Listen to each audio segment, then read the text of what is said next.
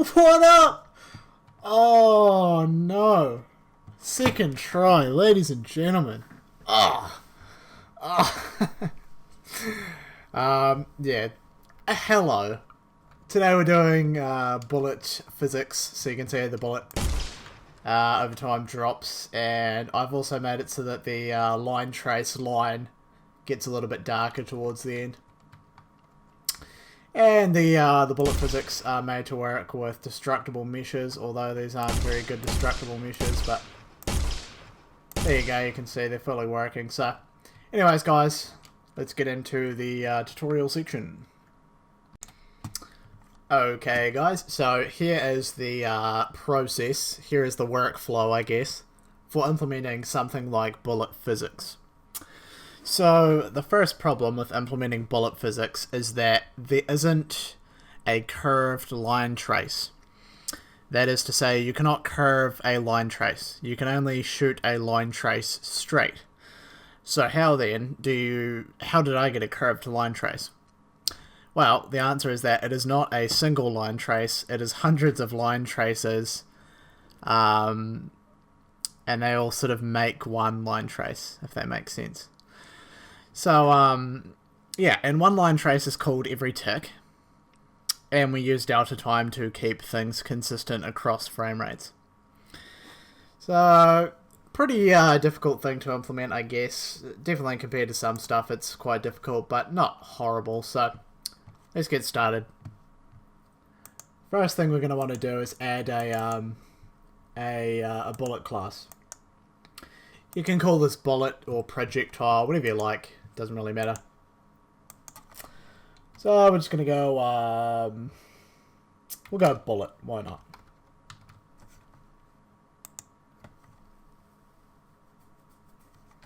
So inside of our onFire function, instead of spawning off a big yellow ball, which is what your character usually shoots, we're going to spawn off our bullet.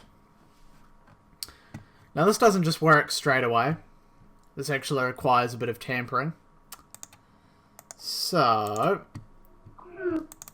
we'll open up bullet, sorry about that.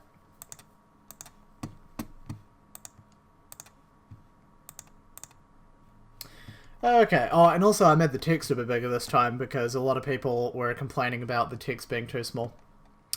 Okay, so inside of our bullet class, actually we'll deal with the player character first. First thing before you do any of that, you want to go to realbullets.h and change this to engine.h. Engine minimal doesn't have all of the functions that we want to use, so engine.h is the one we want to use. Go ahead and open up realbullets character. And we're going to go into the function here. And we'll find the projectile. I don't even know where it is. It's in here somewhere.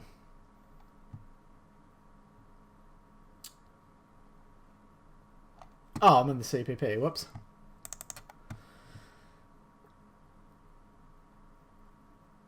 And there it is there. So right now it looks for a subclass of real bullets projectile. We want to change this to say a bullet, which is that class that we just made. Once we've done that, we're going to go into onFire, which is the function that's called when the player fires their gun. And we're going to spawn off a bullet. And that's pretty much it. That's really the only big difference. And I'm just trying to think here.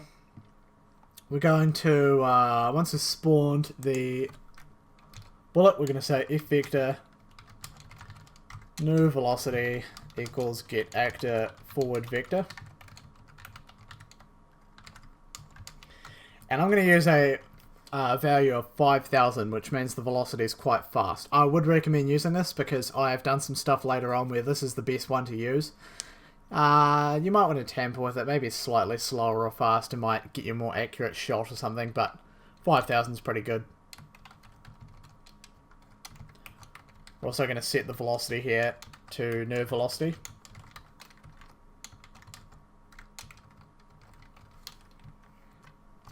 And that's pretty much it for the controller itself. So that's pretty easy to deal with. Oh yes, and we also want to create a bullet and store it. Basically, spawn actor just returns the bullet, and so we're just making a bullet here.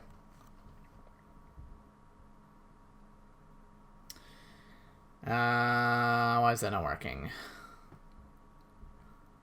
Should be working. Pointer to incomplete class type is not allowed. Oh yeah, I don't have a velocity value yet. So let's go ahead and add a velocity. Come over here, make an F vector velocity. And we'll set that to 100 on all axes. And then we'll also expose this to the editor, because why not?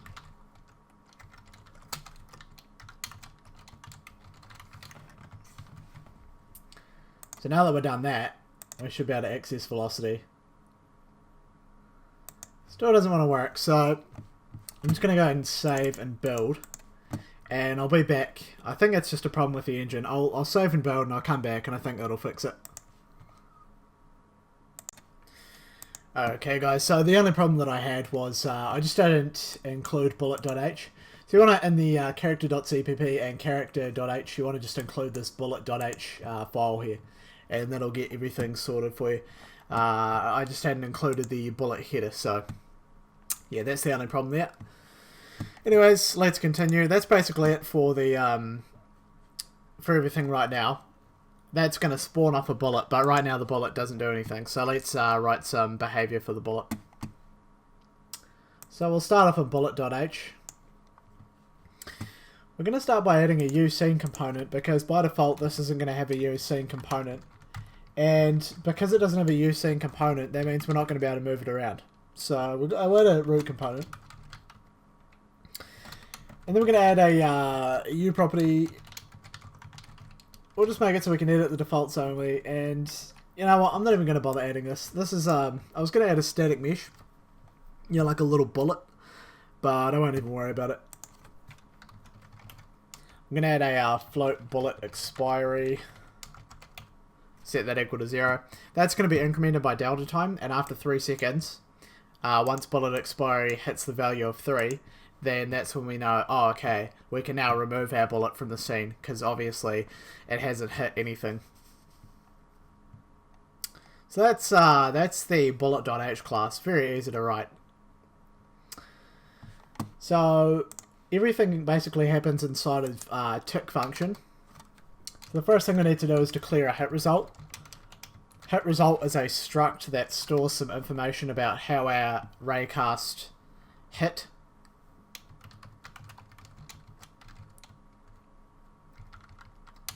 We're going to make the start of the line trace.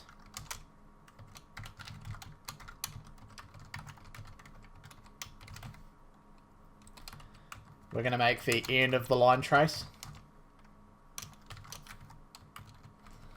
which is the velocity the bullet's traveling at times delta time, plus the start trace. We're then going to take the z-axis and add the rotation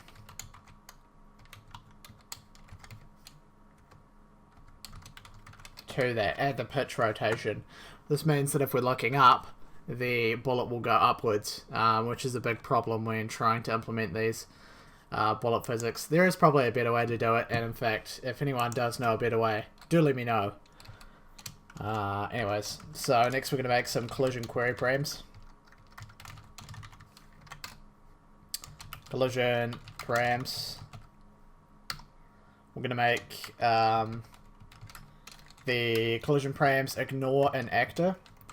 And when I pass in the argument this, we're basically saying ignore us. So if the line trace hits the player itself, then it will just ignore it.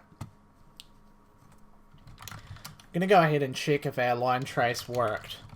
Now, the way that line trace works, line trace single by channel, is if you hit something, it will return true. And if you don't hit something, it will return false. So anything inside of these brackets here will be executed if we do hit something, and anything inside of here will be executed if we don't hit something. So the arguments we need to pass in are get world. No, sorry, they're not. Hit result. Hit result, start trace, end trace. We're going to pass in a collision channel. Now, because I only want this to work with destructible objects, we're going to pass in ECC destructible. You could definitely change this or even add your own collisions later on if you wanted to. And if you want your bullet to just collide with everything, you could do visible instead as well, would work. We're also going to pass in the collision params. Alright. So now we're going to check if our hit result has an actor.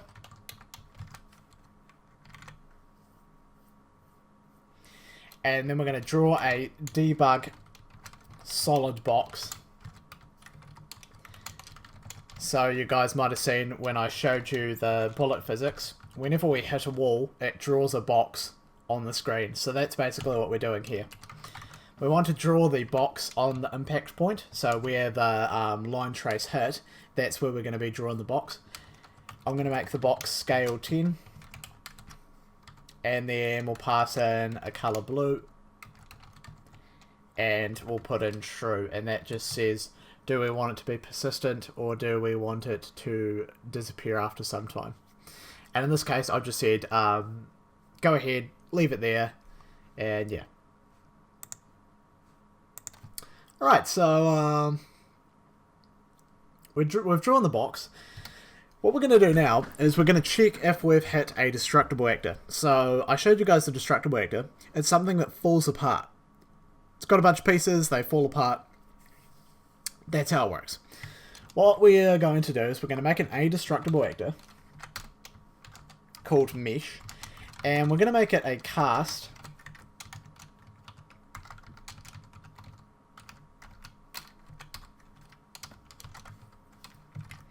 I'm going to say hit result dot get actor. So basically, whatever we've hit, try to make it into a destructible actor. If it is a destructible actor, then we can, you know, break the destructible. If it's not, then I'll just log something to the screen. So we're going to say, if it is a destructible, mesh get destructible.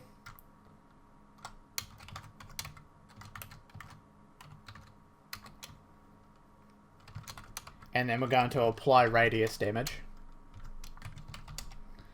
I'm going to apply 10 points of base damage. We're going to make it... so this is hurt origin. So like where are we smashing the destructible object. So I want to smash the indestructible at the impact point. So wherever we hit the destructible, that's where we're going to be breaking it basically. Put in 32 for the damage radius, 10 for the impulse strength, and false for full damage. Feel free to you know, change these up, play around with them, and see what happens when you try it.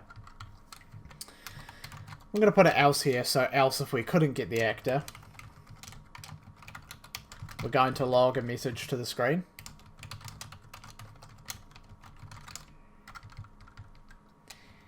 And we're going to use the printf function inside of the fstring class. I'm going to say text could not get mesh type is %s. So what we're saying here is if we did not hit a destructible, what did we hit? And this will be able to tell you. So we're going to say get the hit result, get whatever we've hit, get the static class of whatever we've hit, get the fname of that class, and then finally cast that into a string because it is a fname currently. I know, that is a lot of crap, but anyways. And then finally, we're going to destroy the class. because at this point we know that we've hit something. So if we don't destroy the actor, we're going to have hundreds of bullets in our scene, which would just make the game laggy. So that's kind of an optimization thing. So in here, this is if we haven't hit anything. If we haven't hit anything, add some time to the bullet expiry. Draw a debug line. And I've used a smart little sort of trick here, and you'll see that in a second.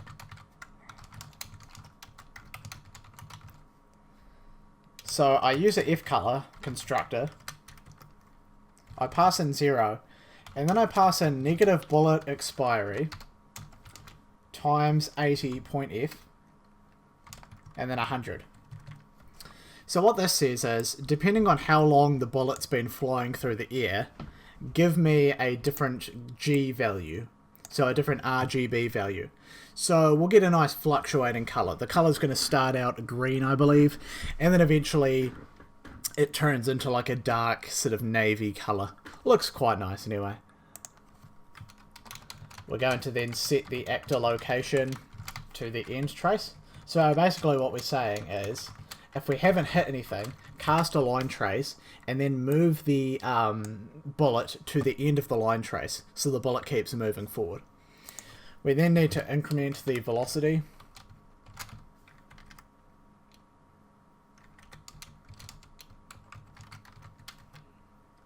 And we're going to increment it by 200 on the z-axis. And then again, we're going to times that by delta time, just to make sure that it is consistent across different computers that have different frame rates. Last thing to do is to check if bullet has expired. So if bullet expiry is greater than 3, we know that the bullet has been in the air for 3 seconds. And at this point, we can say, okay, well, our bullet hasn't hit anything, so just go ahead and destroy the bullet. That's it. So I think that's actually it. Not too bad. I don't know how long I've been recording for. Only about 11 or 12 minutes. So, anyways, what we need to do now is compile, and then just absolutely pray that nothing crashes, because I know it's probably going to, but oh well. Yes! Alright. So it didn't crash. What we're going to do is, we're going to go into the character blueprint, type in projectile, and right now it wants to spawn this type of projectile. We want to spawn our own bullet class. But actually, we don't even want to spawn that. We want to spawn a blueprint version of our bullet class. So to do that, we're going to go to bullets, or bullet rather, create blueprint, and I'm going to call this BP_bullet. This just takes all the code we've written and extends it into a blueprint. And the blueprint's nice because it just makes customizing everything easier. So in our bullet here, velocity 100 seconds, that's all fine to be honest, I'm quite happy with that. So we'll save that, and then in here we'll select BP_bullet. We'll go ahead and compile and save, and I think we're done. No, it did not work, damn it. What have I done? I'm trying to think, I'm desperately trying to think, what have I done? Oh no, I couldn't tell you. I'll be back. We're gonna go figure out what I've done. Just quickly popping this in here, guys. You want to also put these 2 lines inside of your bullet constructor. That's just going to allow us to initialize the scene component, and without that you won't be able to spawn your bullets properly, so yeah. Okay guys, so there wasn't actually much that I got wrong. So all you guys want to fix up really quickly is you want to add this extra parameter on the end called true to draw a debug line. The reason you want to add that is the argument that specifies whether or not the debug line is persistent or not. And if you don't pass that in, then the line will disappear straight away unless you supply a time to keep it around. So you want to put in true. What you could alternatively do is put in false and then put in a time that you want the line to stay there for, and then it would kind of have this cool effect, but I'm not going to bother with any of that. Just put true in there for now anyway. And then instead of having the else statement down here, you actually want to say if mesh else. The reason it was crashing was because I wasn't checking if mesh was null or not, which is a very basic newbie error. But anyways, yeah, so check here if mesh. That just says, is the mesh actually initialized or not? Did we actually find a mesh, or is it something else? And then if it isn't a mesh, then what is it? And that will get you this. So if I shoot something that isn't a destructible mesh, you can see could not get mesh, type as actor. And it still draws all the debug line and stuff. You can see the debug line is working just fine. And we can shoot lots of bullets off if we want. So there you guys go. Let's quickly do a destructible mesh. Quite easy to do. You guys shouldn't have any problems with this. So you go to meshes. Actually, starter content, props. We're going to right click and go create destructible mesh. And it's going to create a destructible version of the chair. Now, I'm trying to think of all the arguments you want to put in here. World support, you want to check that.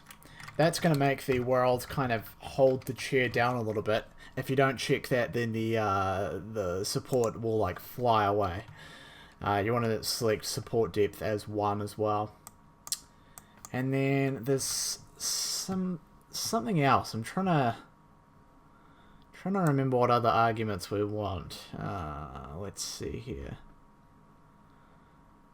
Don't think there's accumulate damage. You might want to check that as well. And then you can set the damage to whatever you like. I'm just going to keep it as 1. What that means is because I'm causing 10 damage and the damage threshold is 1, the chair will always break when I shoot it. If I set the damage threshold to something way higher, it might take a few shots to actually break the chair. You can actually see a preview of the chair if you want by clicking on fracture mesh, and you can see there's a fractured chair there. So we're going to go ahead and save that, and we'll drag one of our destructible chairs into the level. We're also going to want to type in physics here and here, and then just check the simulate physics box. If we don't check that, then the chunks of chair that go flying everywhere will not be able to go anywhere because there's no physics enabled on them. So now if I shoot this chair, you can see we can blow it to pieces, and it is very satisfying. Oh my god. So there you guys go. Not actually that hard to do. I was quite intimidated by having to implement bullets with physics on them. Honestly, when I set out to make it happen, I thought it would be a very hard task. But as you guys can see, it's actually not too bad. So anyways, let me know how your bullet physics turned out in the comments below. I'd love to hear if anyone makes their own custom bullet physics or whatever. In another tutorial, I might go into bullet penetration and making bullets curve when they enter surfaces and things like that. That would be quite an interesting video to make. But anyways guys, I'll see you later. So yeah, have a good one.